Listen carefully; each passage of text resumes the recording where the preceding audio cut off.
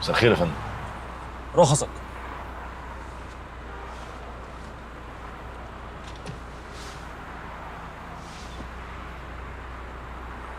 اركن على جنب. هو في ايه حضرتك؟ اركن لي على جنب.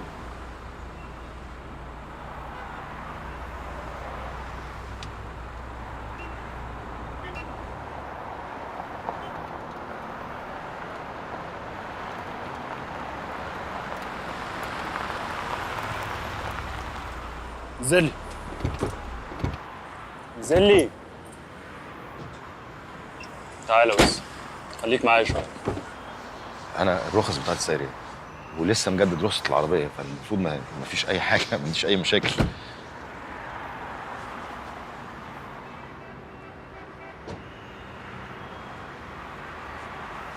ده إيه ده؟ طب استنى أنا؟ ده حشيش يا بيه. يا فندم مش بتاعي، أكيد مش بتاعي. تعاطى بقى ولا الدليفري؟ يا فندم لا ده ولا ده، أنا شغال على أبلكيشن بوصل الناس، ممكن يكون وقع من حد من الركاب. عربيتك ولا مش عربيتك؟ عربيتي. تمام، تعالى بقى معايا الاسم نكمل كلامنا اسمي هناك. إيه يا فندم؟ يا جماعة ثانية واحدة بس، مش لازم توصل لكده يا فندم. يا جماعة طب أتفاهم مع حضرتك بس. يا دور.